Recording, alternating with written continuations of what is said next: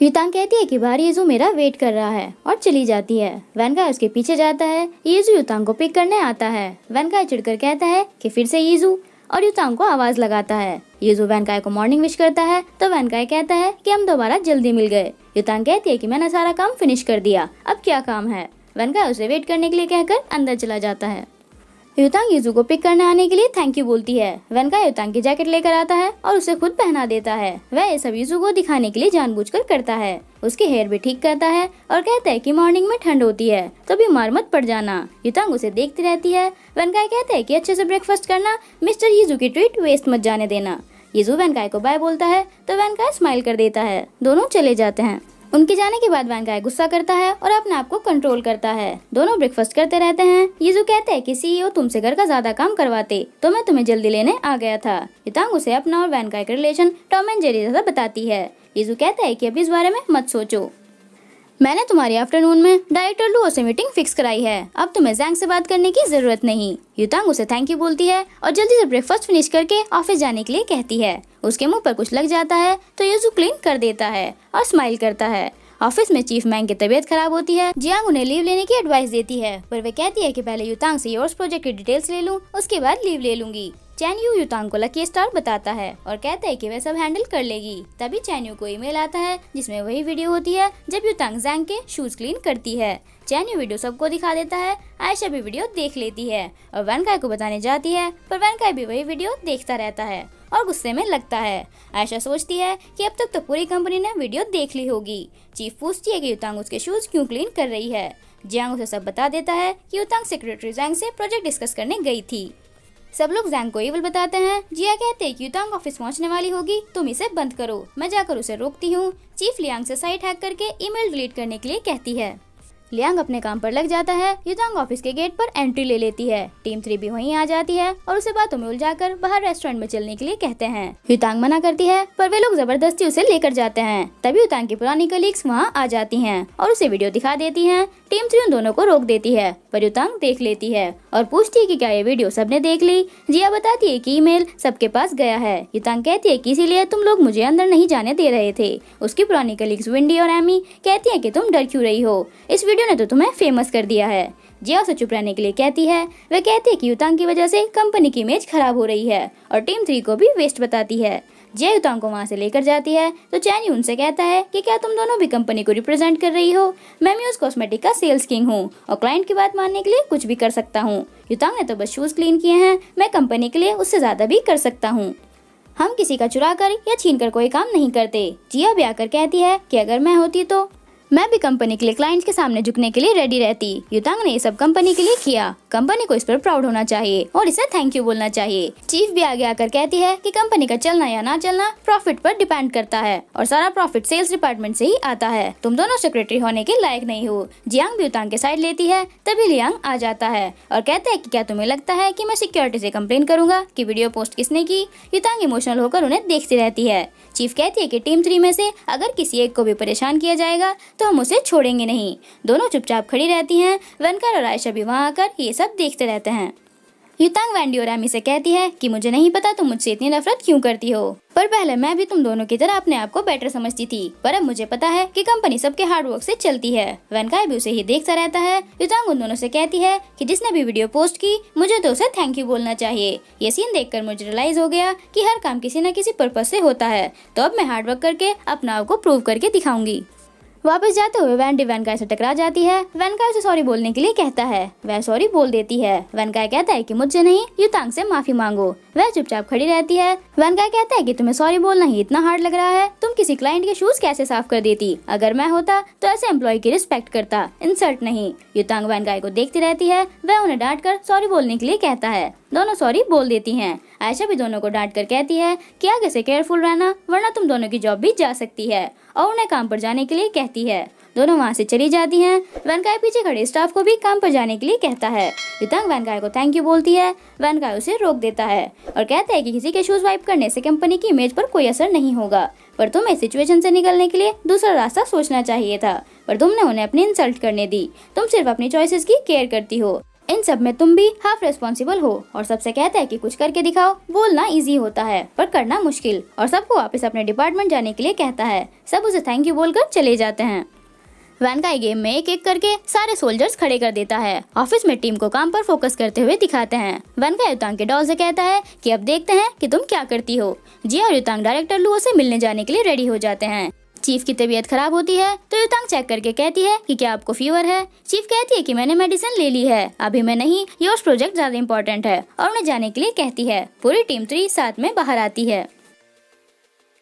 Chief उन दोनों से कहती है कि मीटिंग अच्छे से हैंडल कर लेना। युतांग कहती है कि अगर हम इसमें पास हो गए तो कंपनी की नजरों में हम अपनी इमेज चेंज कर सकते हैं। जिया कहती है कि फिर तो ये काम करना ही पड़ेगा और हार्ड वर्क करने के लिए कहती है। पूरी टीम भी ऐसे ही करती है और सब एक दूसरे को गुड लक बोलकर खुश होते रहते हैं। Team 3 is back on track now. वापस आते हुए भी वे लोग योर्स प्रोजेक्ट पर डिस्कस करते रहते हैं। कॉरिडोर के लाइट्स और डस्ट देखकर चीफ को अच्छा नहीं लगता। वह सबसे काम पर लगने के लिए कहती है। सब रेडी हो जाते हैं और कॉरिडोर क्लीन करने लगते हैं। चैन्यू लाइट्स भी चेंज कर देता है। सब क्लीनिंग में लगे रहते हैं। ऑफिस में जैंग दो मैनेजर को अपने एहसान याद दिलाता है और कहते हैं कि आज तो म्यूज कॉस्मेटिक के साथ मीटिंग होने वाली है। तुम दोनों उन्हें इतनी आसानी से पास मत होने देना। चेयरमैन लो भी वहाँ होंगे तो मैं ज्यादा नहीं बोल पाऊंगा। दोनों उनकी हेल्प करने के लिए मान जाते हैं। जिया और युतांग योर्स कंपनी पहुंच जाते हैं। मीटिंग स्टार्ट हो जाती है। युतांग जैंग को देखकर अनकंफर्टेबल फील करती है पर बाद में इग्नोर करके अपनी प्रेजेंटेशन देती है। मैनेजर्स उसके प्रोडक्ट को आउटडेटेड बताते हैं पर युतांग मिमी सोप की क्वालिटीज बताकर डायरेक्टर लियो को सेटिस्फाई कर देती है। डायरेक्टर दोनों मैनेजर से काम स्टार्ट करने के लिए कहते हैं पर वे कहते हैं कि हम इस प्रोडक्ट को मार्केट में लाने से पहले टेस्ट करना चाहते हैं। डायरेक्टर लियो ने ट्रायल टेस्ट के बाद उनका प्रपोजल एक्सेप्ट करने के लिए कहते हैं। युतांग भी खुश हो जाती है।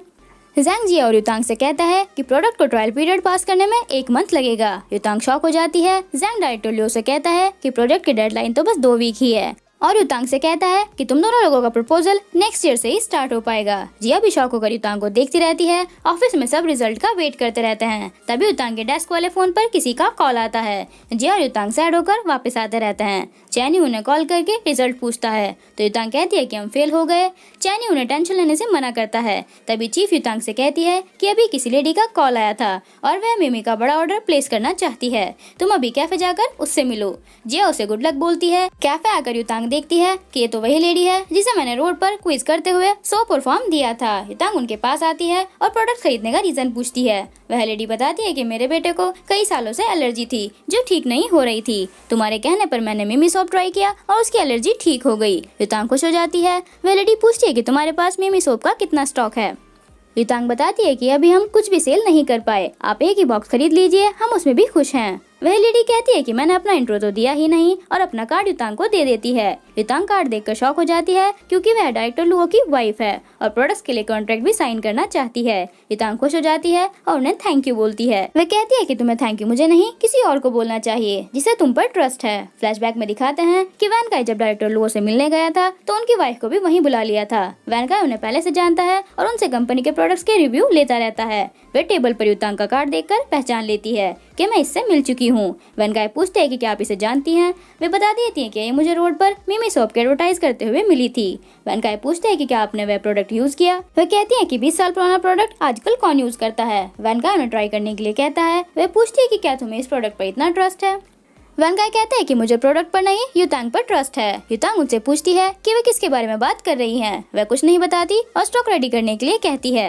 युतांग कहती है कि बिल मैं पे कर दूंगी। वे कहती है कि बिल बड़े पे करते हैं। ऑफिस में सब सोचते रहते हैं कि युतांग की कस्टमर 1 या 2 ही बॉक्स ऑर्डर करेगी, पर कोई बात नहीं, इस तरह प्रोडक्ट फिर से मार्केट में आ ही जाएगा। चीफ की तबीयत खराब होती है, उसे सब डॉक्टर के पास जाने के लिए कहते हैं। चीफ मना कर देती है और कहती है कि खुद ठीक हो जाएगा। चैनी ऑफिस के बाद चीफ को साथ में डिनर करने के लिए कहता है। चीफ भी वर्क और प्राइवेट लाइफ को अलग रखने के लिए कहती है और कहती है कि भूलो मत।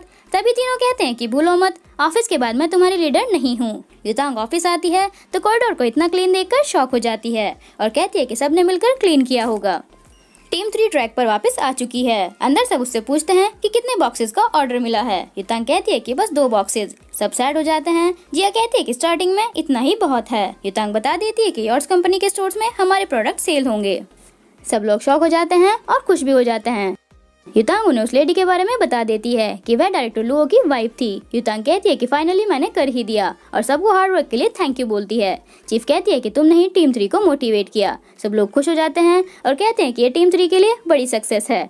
चीफ की तबीयत फिर से खराब हो जाती है। युतांग भी उन्हें डॉक्टर के पास जाने के लिए कहती है तो वह मान जाती हैं और युतांग से भी पर्सनल और प्रोफेशनल लाइफ अलग रखने के लिए कहती है। डायरेक्टर लुओ की वाइफ वैनकाई को भी कॉल करके कॉन्ट्रैक्ट के बारे में बता देती है। वैनकाई उन्हें थैंक यू बोलता है और स्माइल करता है, पर आयशा के सामने मुस्कुराना बंद कर देता है और कहता है कि मेरी आज की सारी मीटिंग्स रीशेड्यूल कर दो, मुझे कुछ काम है। आयशा पूछती है कि क्या काम है। वैनकाई स्माइल करता है और कहता है कि आइसक्रीम खाने जाना है। उसके जाने के बाद आयशा सोचने लगती है। टीम 3 प्रोजेक्ट पर काम करना स्टार्ट कर देती है। तभी वहाँ यीजू आ जाता है। युतांग उसके पास आकर पूछती है कि क्या तुम्हारी यहाँ मीटिंग है। सब उन दोनों को देखते रहते हैं। चैन्यू पूछता है कि ये कौन है जो मुझसे भी ज्यादा फ्लर्टी है। जियांग फोन में सर्च करके बता देती है कि ये जिनवी कंपनी का हेड सेक्रेटरी है और उसे हैंडसम बताती है। तभी वैनकाई भी वहाँ आता है और कॉरिडोर क्लीन देखकर खुश होता है और कहता है कि टीम 3 में सच में चेंज हो गया है, इन्हें तो रिवॉर्ड मिलना चाहिए। वह अंदर तो आता है स्माइल करके, पर यीजू को देखकर चिढ़ जाता है और पूछता है कि तुम यहाँ क्यों आए हो। यीजू उसे हेलो बोलता है। युतांग कहती है कि यहाँ वर्क डिस्कस करने आया है। वैनकाई कहता है कि कैसा वर्क और मुझे इस बारे में क्यों नहीं पता। युतांग वैनकाई से कहती है कि सीईओ यहाँ योश प्रोजेक्ट की प्रोग्रेस जानने आए होंगे, हम उस पर काम कर रहे हैं, नेक्स्ट वीक तक कॉन्ट्रैक्ट साइन हो जाएगा। वैनकाई कुछ बोलने वाला होता है पर युतांग यीजू से बात करना स्टार्ट कर देती है। वैनकाई उसे देखता रहता है। युतांग उससे कहती है कि शायद डॉक्टर लुओ की वाइफ तुम्हारे बारे में ही बात कर रही थी।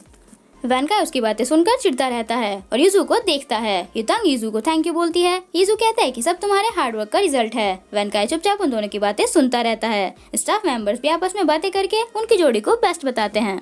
वैनकाई उनकी तरफ देखता है तो सब वापस काम करने पर लग जाते हैं। वैनकाई यूजर से दोबारा पूछता है कि वह किस वक्त की बात कर रहा था। यीजू बताता है कि म्यूज और जिनवी कंपनी के बीच में नया कॉन्ट्रैक्ट होने वाला है, तो मैं तुम्हारी सेल्स टीम 3 को वह काम दे रहा हूँ। सब खुश हो जाते हैं और वैनकाई के देखने पर फिर से काम में लग जाते हैं। युतांग भी खुश होकर कहती है कि हमारी टीम को एक और प्रोजेक्ट मिल गया और वैनकाई से कहती है कि अब हमारी टीम पहले जैसी नहीं रही। वैनकाई यीजू से कहता है कि मेरी टीम 3 को इतनी वैल्यू देने के लिए थैंक यू, पर क्या तुम भूल गए हो कि तुम बस एक सेक्रेटरी हो। प्रोजेक्ट किस टीम को देना है ये मेरे हाथ में है और अभी मेरे पास टीम 3 के लिए कुछ और प्लान्स हैं, मुझे सबको रिवॉर्ड देना है। वैनकाई पूरी टीम 3 को वीकेंड पर डिनर पर इनवाइट करता है और कहता है कि मैं सबको रेड एनवलप भी देना चाहता हूँ। युतांग शॉक होकर उसे देखती है। सब खुश हो जाते हैं और उसे थैंक यू बोलते हैं। वैनकाई यीजू से कहता है कि तुम्हारा वर्क रिलेटेड डिस्कशन खत्म हो गया होगा, तुम्हारे प्रोजेक्ट के बारे में मैं टीम 1 और 2 को इन्फॉर्म कर दूंगा, अभी तुम जा सकते हो। दोनों एक दूसरे को देखते रहते हैं। वैनकाई उसे बाहर तक छोड़ने आता है। यीजू कहता है कि सीईओ आप बहुत बिजी पर्सन हो, मुझे बाहर तक सी ऑफ करने की जरूरत नहीं है।